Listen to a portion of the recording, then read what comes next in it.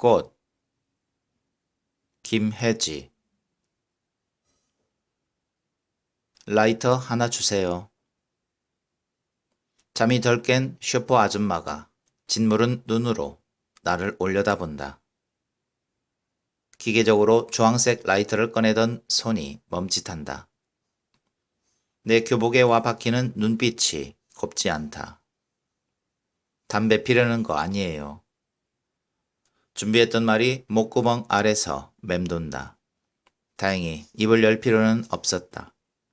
아줌마가 말없이 내게 라이터를 건넸으니까.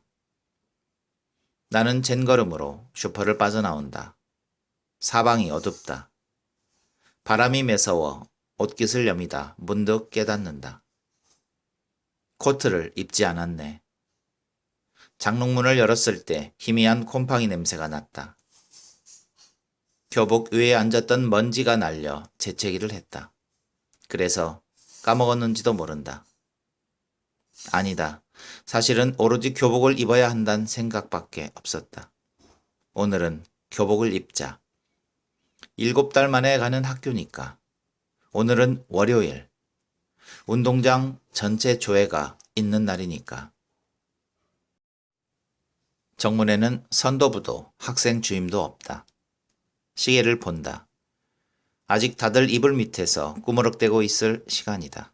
하긴 누가 있었다 해도 날 잡을 순 없을 거다. 누워만 있어도 키가 크는 바람에 바짓단이 껑충 짧아졌지만 선도부는 복장 불량으로 내 이름을 적지 못할 거다. 앞머리가 길어 이마를 뒤덮었지만 학생 주임은 내 따귀를 갈길 수 없을 거다. 나는 없는 학생이니까. 그렇게 원하던 투명 인간이 됐네. 교문을 통과하는 발걸음에 왠지 모를 힘이 실린다. 언덕길을 넘어 첫 번째 벽돌 건물, 3학년이 쓰는 동이다. 주차된 자동차 밑으로 돌진하는 길고양이처럼 나는 건물 안으로 미끄러져 들어간다. 오랜만에 마주한 건물의 냉기에 소름이 돋는다. 복도의 어둠이 채 눈에 익기도 전에 성큼성큼 계단으로 향한다. 등에 맨 가방이 무거워 겨드랑이에 땀이 밴다. 가방 안에 든 통에서 출렁 소리가 난다. 100m 달리기 출발 휘슬처럼 재촉하는 소리다. 계단을 오르는 걸음에 맞춰 출렁 소리가 가쁘게 나를 따라온다. 4층 계단 끝 철문. 걸음을 멈춘다. 문은 잠겨 있다. 하지만 나는 어떻게 여는지 알지. 개들이 시켜서 수도 없이 열었던 거니까. 호주머니를 뒤져 클립을 꺼낸다. 꾹꾹 힘주어 클립을 일자로 편다. 한쪽 끝을 열쇠 구멍에 넣고 위아래로 흔든다. 덜컥 걸리는 느낌이 온다. 차가운 손잡이를 쥐고 살살 돌린다. 녹슨 경첩이 비명을 지른다. 천천히 옥상 문이 열린다. 해가 떠오르고 있다. 바닥엔 책걸상이 굴러다니고 공기 중엔 먼지가 날린다. 옥상 풍경은 하나도 변하지 않았다. 그리고 오늘은 월요일. 운동장 전체 조회가 있는 날이다. 우성상가 2층 남자 화장실 변기에 처박혀 있는 나를 끄집어내 준 건 3층 당구장 주인이었다. 당구장 아저씨는 바닥에 널브러진 내 옆에 서서 앰뷸런스가 도착할 때까지 줄 담배를 폈다. 아무것도 묻지 않고 그냥 담배만 폈다. 참 남자다운 데가 있는 아저씨였다. 개들이 날 화장실로 질질 끌고 들어오니까 쓰레기통을 비우던 청소 아줌마는 후다닥 자리를 떴는데 개들이 세면대에 내 머리를 박아도 경비 아저씨는 못 본 척 도망갔는데 당구장 아저씨 복 받아야 할 사람이라고 혹은 내가 나중에 당구를 배우게 된다면 아저씨네 당구장만 가야겠다고 병원에 누워 잠깐 생각했었지. 딱 8달 전의 일이다. 안와 골절, 두뇌 타박상, 비골골절, 다발성 찰과상, 좌족부 거골골절. 꽤 길고 어려운 병명들이 모여 전치 8주 진단이 내려졌다. 처음처럼 로고가 박힌 초록색 앞치마를 두르고 삼선 슬리퍼를 신은 채 뛰어온 엄마는 응급실이 떠나가도록 울었다. 하루 이용료 500원짜리 구립 독서실에 있다 달려온 누나는 아무 말 않고 입술만 뜯었다. 누나와 나는 같은 중학교 교복을 입고 있었다. 3년 전 엄마가 교복 물려주기 나눔 행사에서 가져온 소매뿌리가 닳고 다른 교복들이었다. 우리는 누나가 나보다 딱 7분 먼저 세상의 빛을 본 이란성 쌍둥이였으므로 명찰 색깔까지 같았다. 다만 내 교복 등판엔 어지러운 발자국이 찍혀 있고 누나의 등판은 말끔하다는 것, 그것만 달랐다. 지방 공사판에 있다가 일주일 늦게 올라온 아빠는 사내 새끼가 친구들한테 맞고 다닌다며 내 식판을 뒤엎다 간호사들에게 끌려나갔다. 아빠, 걔들 내 친구 아니에요. 라는 말은 꺼낼 새도 없었다. 나는 대신 가만히 왼다리 깁스 위에 엎질러진 미역국을 봤다. 국물이 침대 시트를 적시고 바닥으로 뚝뚝 흘러내렸다. 나는 정확히 한 달을 병원 침대 위에서 보냈다. 학교에선 아무도 오지 않았다.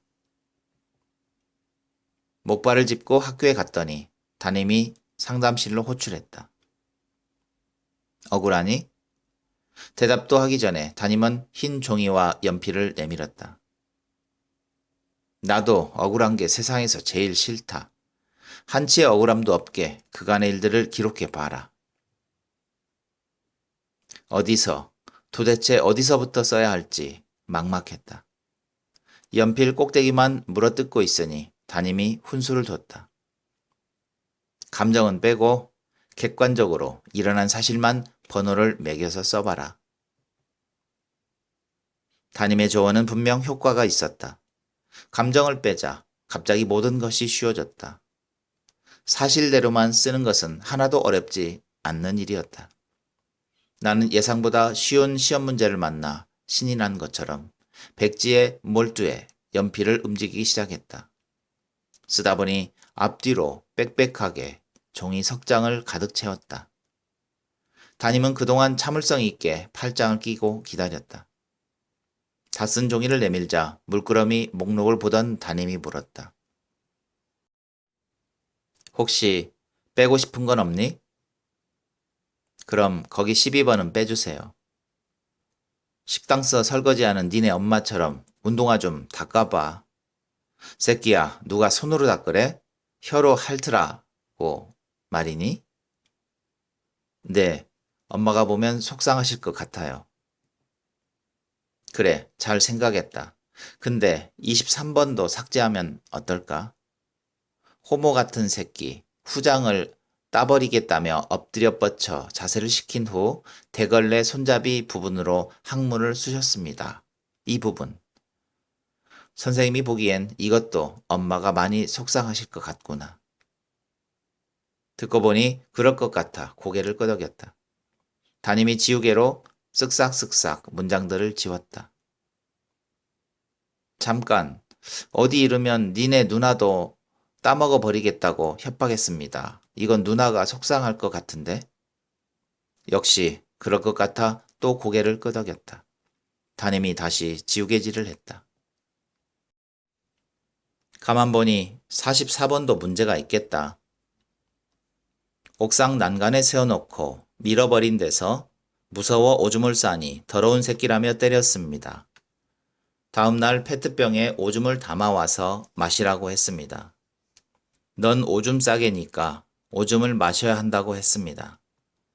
마시다가 토하자 다 마실 때까지 번갈아가며 때렸습니다.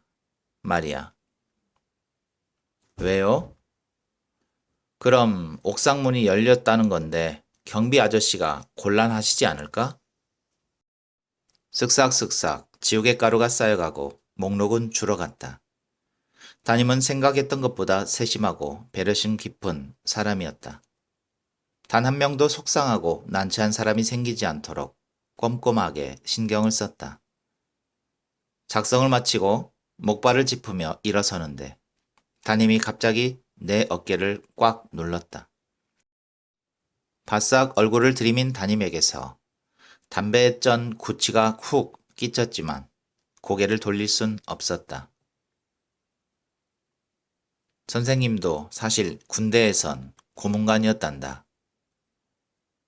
잠시 담임과 나는 서로의 눈을 바라봤다. 먼저 눈길을 피한 것은 나였다. 뭐라고 답해야 할지 도무지 알 수 없었다. 담임의 눈알이 꼭 유리구슬 같았다. 어른의 눈을 그렇게 가까이에서 본 건 처음이었다. 담임이 손을 뻗어 내 고개를 다시 자기 쪽으로 돌렸다. 나를 빤히 보는 유리구슬 눈깔이 거기 있었다. 담임이 한층 엄한 목소리로 말했다.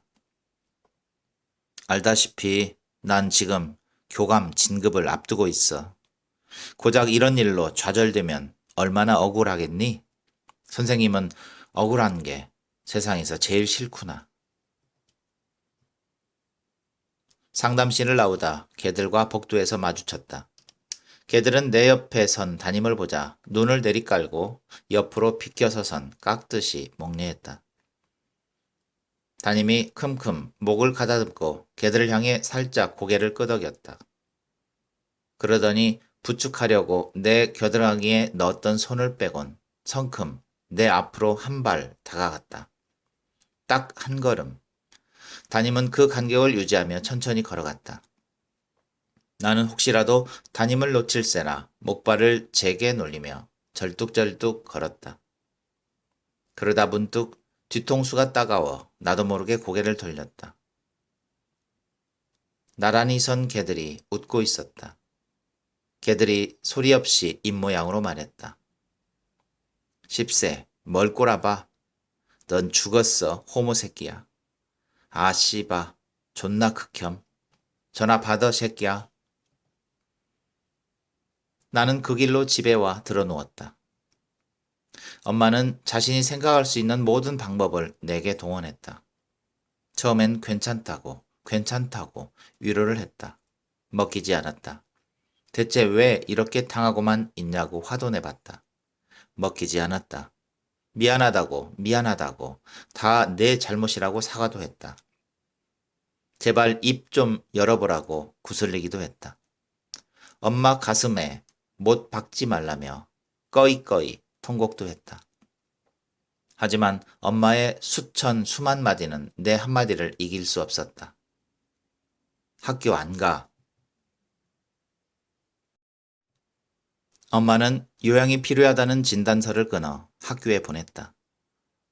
나는 방문을 걸어 잠그고 모든 것을 방 안에서 해결했다. 콩나물국과 비빔밥을 먹고 축축한 등어리로 악몽에 섞여 다시 잠을 청하고 나 혼자 산다를 다운받고 또 다운받고 인터넷과 핸드폰으로 번갈아 게임을 했다.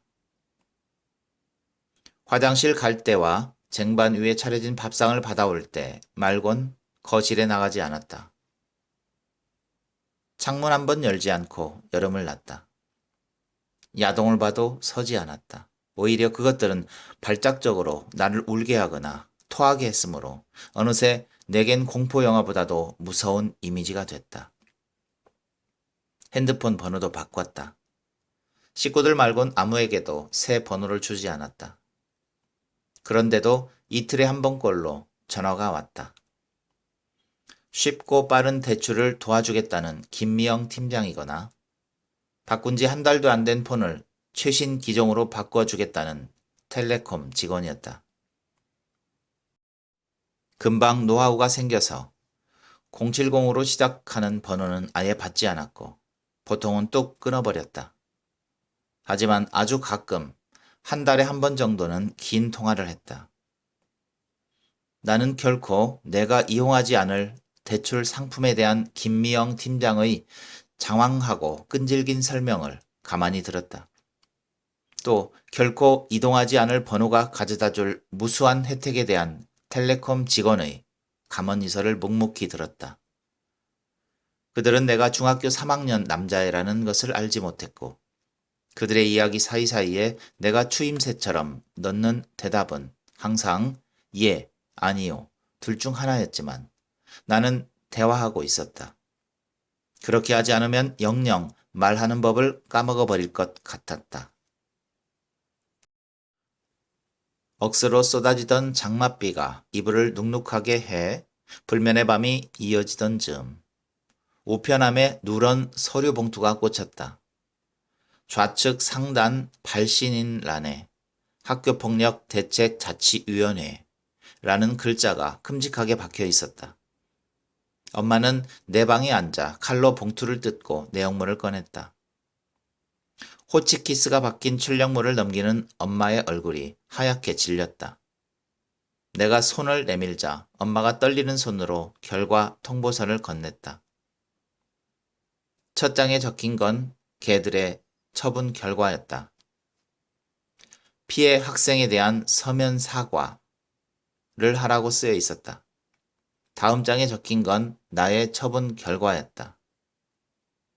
피해 학생에 대한 서면 사과 하라고 쓰여 있었다. 위원회는 마지막 장에서 다시 한번 친절히 정리해 주었다. 양측이 서로 피해 학생에 대한 서면 사과를 하라고 쓰여 있었다. 걔들과 내가 똑같은 조치를 받았다. 엄마가 내 손을 끌고 학교로 달려갔다. 피해자가 왜 사과를 합니까? 제가 맞을 짓을 했대요. 학생 주임이 교장실로 향하는 엄마를 막아서며 턱짓으로 나를 가리켰다. 얼음땡에서 얼음을 당한 아이처럼 엄마가 동작을 멈췄다. 학생 주임과 눈빛을 교환한 담임이 내게 다가와 어깨에 손을 얹었다. 잠시 후 얼음 주문이 땡 풀린 엄마가 악다구니를 쓰기 시작했다. 왜 우리한텐 말도 안 하고 위원회를 열었어요? 당신들은 자식도 없어? 아직까지 사과 한마디 못 들었다고. 희미한 자동차 소리가 열린 창너머로 새어 들어왔다. 나는 담임에게 어깨가 짓눌린 채 고개를 돌려 창밖을 봤다. 고급 세단 한 대가 학교 운동장을 빠져나가고 있었다. 훈화 때마다 연필 한 자루도 국산 브랜드를 쓰라고 잔소리하면서 정작 자기는 외제차를 타고 다닌다고 애들이 욕하던 교장의 차 같았다. 그런 줄도 모르고 엄마는 교장실로 돌진했다. 진정하시란 말을 되풀이하며 옷깃을 잡는 학생 주임의 손길을 뿌리치고 엄마가 힘껏 교장실 문을 열어 젖혔다. 다음 순간 텅 빈 교장실을 마주한 엄마의 눈에 서서히 눈물이 차올랐다. 당신들 두고 봐. 내가 절대 가만두지 않을 거야. 교장실이 빈 것을 확인하고 표정이 부드러워진 학생 주임이 바람 빠지는 소리를 내며 웃었다. 네, 마음대로 해보세요. 어머니, 저희가 학생들 일까지 신경을 다 쓰긴 좀 힘들어요. 점심을 먹고 온 형사가 이를 쏘시며 말했다. 나를 앞세운 엄마가 자기보다 10살은 어려 보이는 형사에게 구구절절 사연을 읊었지만 그는 더부룩한 배만 연신 쓰다듬을 뿐이었다. 곧이어 왁자한 소리와 함께 막 검거된 3인조 소매치기 일당이 들이닥쳤고 엄마와 나는 결국 젊은 형사의 트림 냄새만 실컷 맡다 돌아섰다. 저희가 조사를 따로 할 수는 없고 학교 측에 조사 결과를 문의할 수는 있어요. 누렇게 뜬 얼굴의 교육청 직원이 책상 위 서류 더미와 엄마를 번갈아 보며 말했다. 제일 높은 사람 데려오라고. 이대로 물러갈 줄 아느냐고 엄마가 언성을 높이자 직원이 책상 서랍을 열어 뭔가를 꺼냈다. 기대에 찬 눈으로 보는 엄마와 고개 숙인 나를 등진 채 직원은 건조한 두 눈에 인공 눈물을 번갈아 떨어뜨리곤 매뉴얼이 그래요 라는 말만 되풀이했다. 엄마는 걔들의 부모를 호출했다. 당연히 그쪽에서 먼저 사과하러 와서 싹싹 빌어야 한다던. 손이 발이 될 때까지 빌어도 결코 용서해주지 않겠다던 엄마는 걔들 부모의 연락처도 담임에게 통사정해서야 겨우 얻어낼 수 있었다. 의사, 변호사, 선생님, 자동차 회사 상무. 걔들 부모는 직업도 참 다양했다. 그러다 보니 다 같이 모일 날짜와 시간을 정하는 것도 만만치 않았다. 속에선 천불이 나지만 잘못해서 파토라도 나면 다시 한자리에 모으기가 어렵다며 엄마는 전화를 돌리고 또 돌렸다. 약속 장소인 한정식집을 예약한 것도 엄마였고 가기 싫다는 나를 끌고 가장 먼저 도착한 것도 엄마였다. 전치 8주? 이거 딱 봐도 과잉 진단인데? 의사 엄마가 큐티클 하나 없이 깨끗한 손톱으로 샤넬 지갑을 툭툭 치며 말했다. 우리 애는 학교를 1년 일찍 들어갔는데 아직 생일이 안 지났어요. 무슨 의미냐? 원래 만 14세 미만은 촉법 소년이라고 해서 형사 처벌을 안 받는 거거든요. 변호사 아빠가 몽블랑 만년필로 메모지에 소년법 제4조 제1항 제2호라며 끄적이며 말했다. 교육 현장에 있다 보니 그래요. 처벌이 아니라 화해를 시켜야죠. 그게 참 교육이거든요. 선생님 엄마가 발망 뿔테 안경을 쓸어 올리며 말했다. 내가 시간이 돈인 사람이라 단도직입적으로 물을게요. 그래서 얼마면 되겠어요? 상무 아빠가 에쿠스 키를 들었다 놨다 하며 말했다. 순번이 돌았나 싶더니 걔들 부모들이 일제히 입을 열기 시작했다. 방 안은 금세 시장통처럼 시끄러워졌다. 교양 넘치는 단어들이 상 위 떡갈비에 내려앉고 전문 용어들이 접시 위 잡채에 버무려지고 여유 있는 웃음소리가 그릇 속 동치미에 스며들었다. 다들 할 말이 넘쳤지만 내게 말을 거는 사람은 없었다. 내 얼굴을 봐야 다들 정신 차리고 반성할 거라던 엄마 말이 무색하게 내게 눈길 한번 주는 사람조차 없었다. 탕! 엄마가 주먹으로 상을 내리치자 갑작스러운 정적이 찾아왔다. 다들 깜짝 놀라 엄마를 봤다. 내가 듣고 싶은 건 딱 하나. 사과뿐이에요. 자리에 앉고 처음으로 엄마가 입을 열었다. 하지만 그 순간부터 자리가 파할 때까지 그들은 침묵했다. 의사 엄마, 변호사 아빠, 선생님 엄마, 상무 아빠는 합주기가 되었다.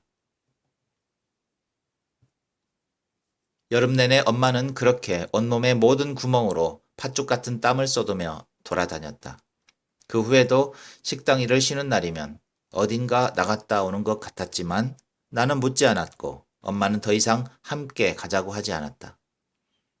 나는 하루 종일 방에 누워 있었다. 인터넷과 핸드폰으로 게임을 했지만 조금만 집중해도 머리가 아파 금방 내던지곤 했다. 김미영 팀장과 텔레콤의 전화도 점점 뜸해져 하루 종일 한마디도 안 하고 지나가는 날이 대부분이었다. 누워서 멍하니 핸드폰 메시지함을 뒤졌다. 또 떼카를 당할까봐 새 핸드폰을 산 후에는 아예 카톡 앱을 깔지 않아서 메시지라곤 문자가 전부였다. 그마저도 가족에게 받은 것 말고는 스팸 문자와 광고 문자밖에 없었다. 문득 누군가에게 메시지를 받고 싶어졌다. 그래서 문자를 치면 답해주는 심심이 앱을 깔았다. 좋은 말 가르치기, 나쁜 말 신고하기 모두 심심이와 즐겁게 대화해요. 메신저에 로그인해 말을 걸면 인공지능 캐릭터 심심이가 꼬박꼬박 답을 해줬다. 이용자들이 심심하지 않도록 공을 많이 들인 덕인지 심심이는 꽤 똑똑했다. 심지어 친구와 한 번도 해보지 못한 놀이도 심심이와는 할 수 있었다. 심심아, 배고파. 밥 사줘. 헐, 빈대충. 너도 빈대충. 충전기 꿍꿍 따. 기왓장 꿍꿍 따. 장조림 꿍꿍 따.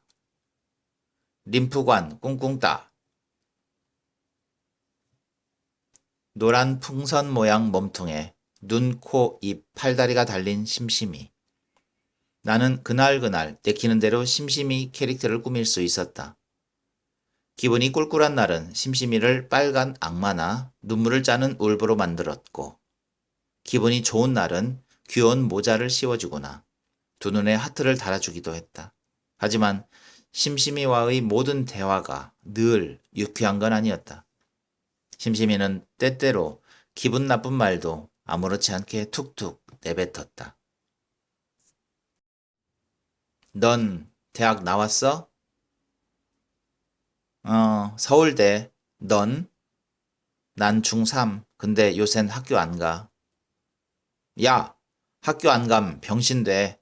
나처럼 사람들을 농담 따먹게 해주는 알바나 하고 살래? 심심이가 짜증나는 말을 해대면 나는 말풍선을 터치해 바로 신고했다. 신고를 2번 당한 말들은 퐁, 퐁, 퐁 순식간에 허공으로 흩어졌다. 처음부터 그런 말들은 아예 존재하지도 않았던 것처럼 그렇게 말끔하게 삭제할 수가 있었다. 내 마음대로 지나간 것들을 얼마든지 지워버릴 수 있다는 것이 무엇보다 좋았다. 이제 심심이와 함께 나는 심심하지 않았다. 태풍이 창문을 줄기차게 때려대던 밤.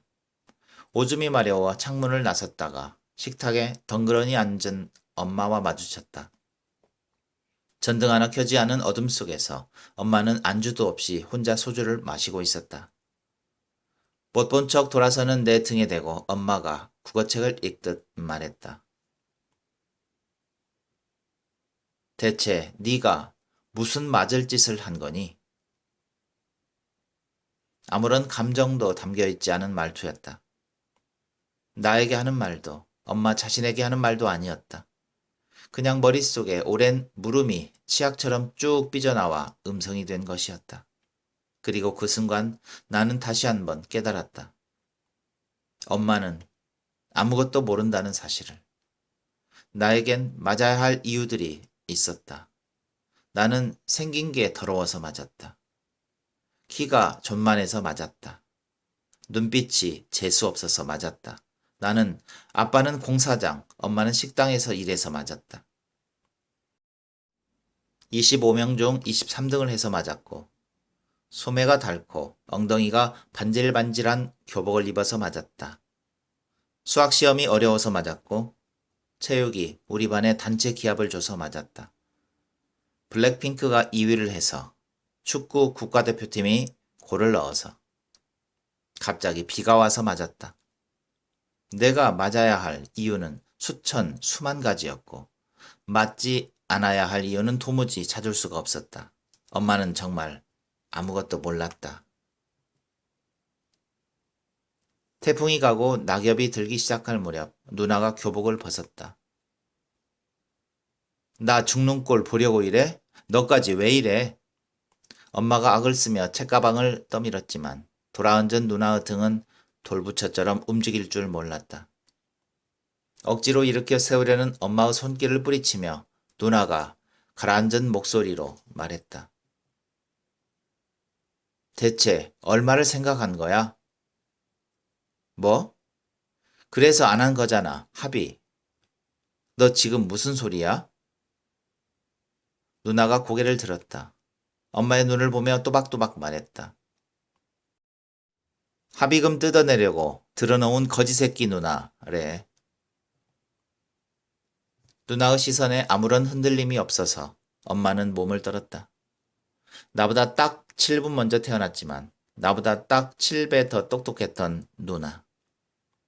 공부를 잘하고 그림은 더 잘 그려서 사생대회만 나가면 꼭 상장을 타왔던 누나.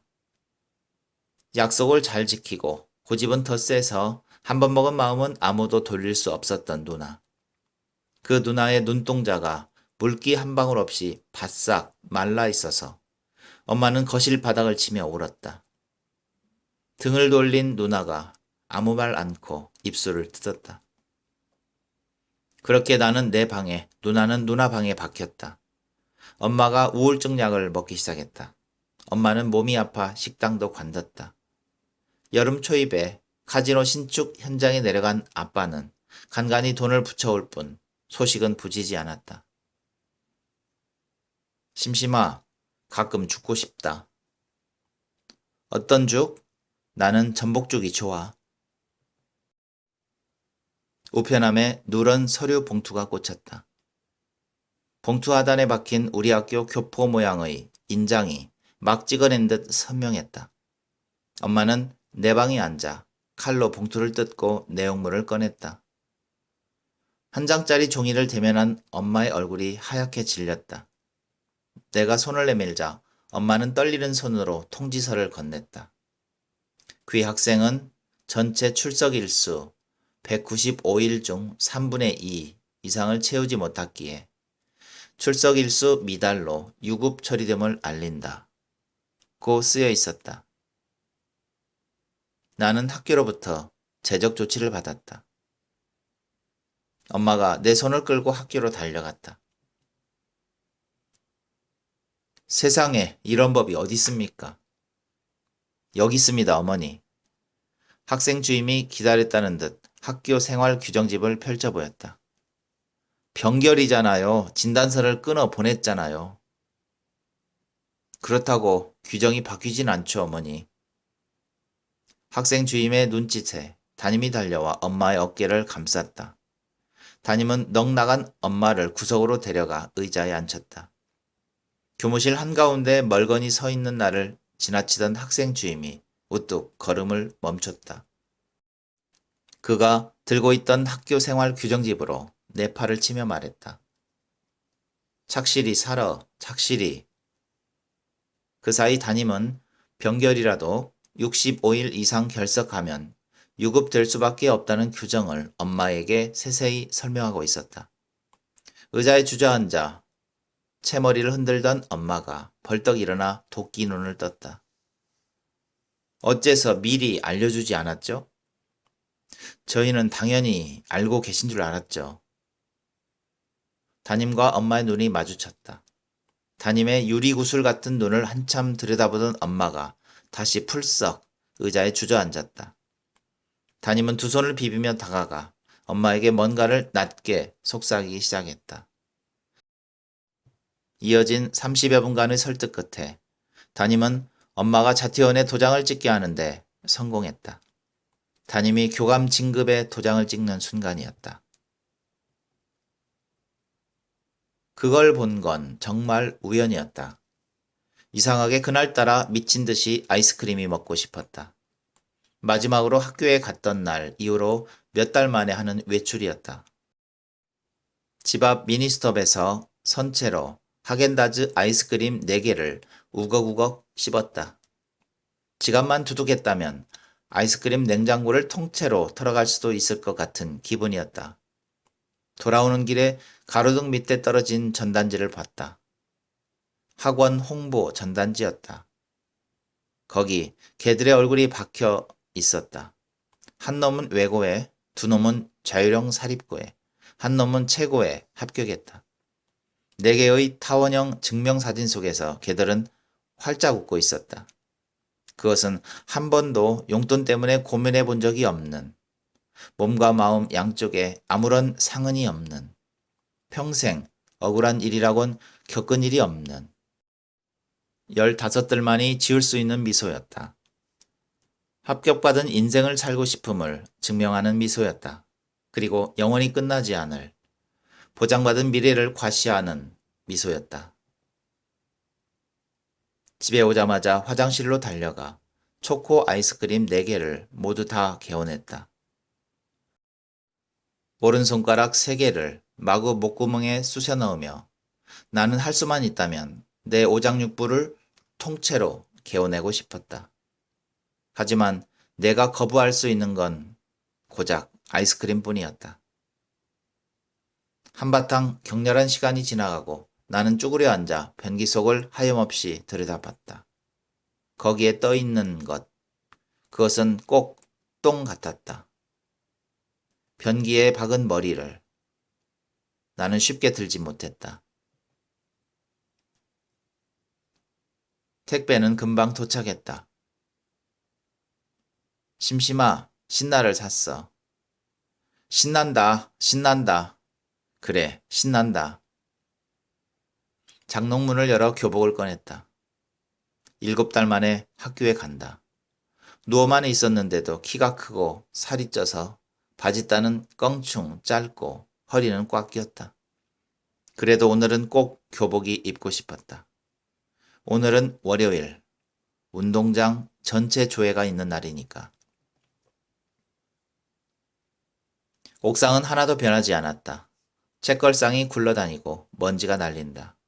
내 발밑, 운동장이 북적이기 시작한다. 나는 가방을 열어 그것을 꺼낸다. 난간에 올라 아래를 본다.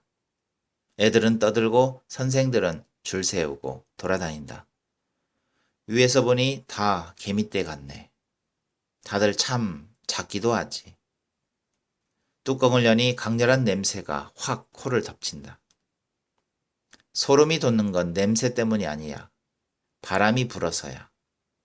나는 나에게 소리 없이 말한다. 여러 번 되풀이해서 말한다. 소름이 돋는 건 냄새 때문이 아니야. 바람이 불어서야. 소름이 돋는 건 냄새 때문이 아니야. 바람이 불어서야. 덜덜 떨리던 몸이 서서히 진정되기 시작한다. 그리고 다음 순간 팔과 다리에 한 번도 느껴보지 못했던 어떤 힘이 차오르는 것을 느낀다. 뜨거운 기운과 함께 이마와 등허리에서 땀이 배어나온다. 바람을 타고 이마에 땀방울이 흩날린다. 희미하게 아래로부터 애국가가 벽을 타고 올라온다. 점점 커진 애국가 소리가 옥상을 꽉 메운다. 나는 신나를 뒤집어 쓴다. 신난다. 신난다. 오래된 마이크가 스피커를 찢을 듯 끽끽 소리를 낸다. 마이크 테스트, 그럼 이제부터 교장 선생님의 훈화 말씀이 있겠습니다. 신난다. 신난다. 끽끽 소리가 다시 한번 가까워졌다 멀어진다. 교장이 굳게 다물고 있던 입을 뗀다. 라이터를 켜자. 딸깍. 나는 불꽃이 된다.